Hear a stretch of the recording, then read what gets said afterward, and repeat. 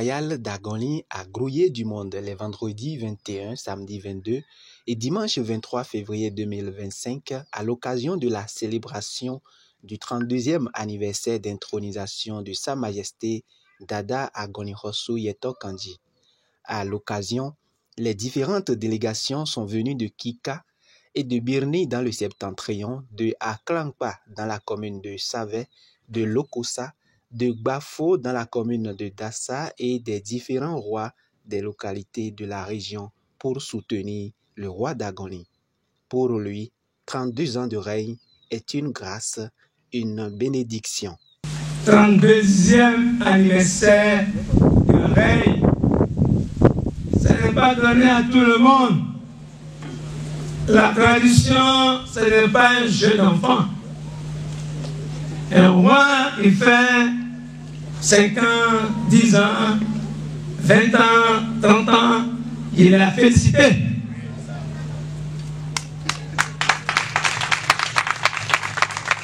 Ce n'est pas que votre roi est en train aujourd'hui de fêter ses 32 ans de règne et que c'est pour cela qu'il est en train de dire ça. Non.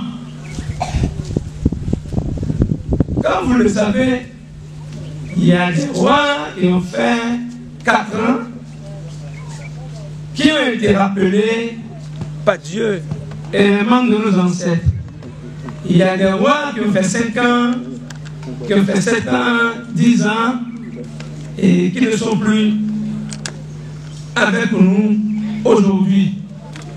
Donc c'est une fierté pour nous. Et pour marquer cette célébration, Sa Majesté Agony-Kossu Yetok Kandji a intronisé 2 partenaires venus de l'Espagne au rang de ministre à la cour royale avant de procéder au lancement de la fondation Agony-Kossu Yetok Kandji. Vous pouvez constater que nous avons intronisé 2 ministres de la cour.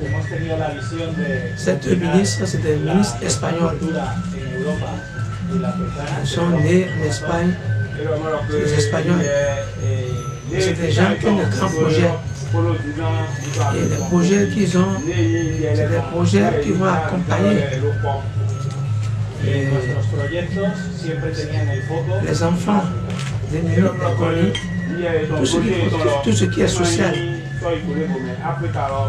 C'est pour cela que nous avons décidé de les couronner pour qu'ils se sentent chez eux.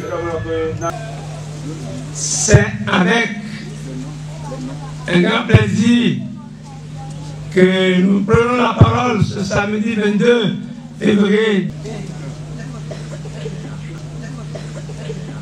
pour vous signifier le lancement officiel de la fondation Agony-Kossu Yetok Kandji. La fondation Agony-Kossu Yetok Kandji incarne la vision d'un futur meilleur où chaque citoyen pourra bénéficier d'opportunités égales et où les générations à venir pourront vivre dans un environnement prospère et serein. Nous aspirons à une société où l'engagement citoyen et la solidarité sont au cœur de toutes les initiatives et où le savoir et la culture sont des leviers pour l'épanouissement de chacun. Nous voulons vous assurer, Majesté, que les rois du Bénin, mobilisés au sein du Haut Conseil et des rois du Bénin, sont à vos côtés pour l'œuvre louable et bénéfique pour tous que vous accomplissez à partir du royaume de la région d'Agony.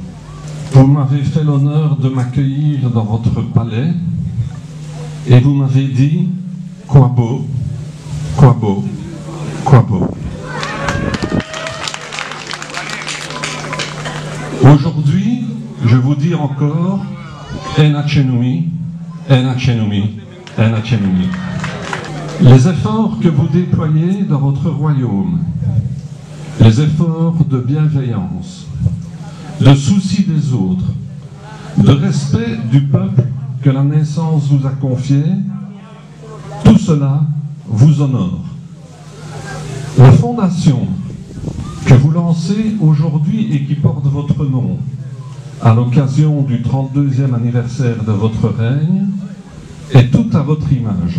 La création de la fondation Agonli Kossu Yetok Kandji, ça c'est très important parce que cela ressemble à ce que nous appelons en gestion la responsabilité sociétale des entreprises, en quelque sorte.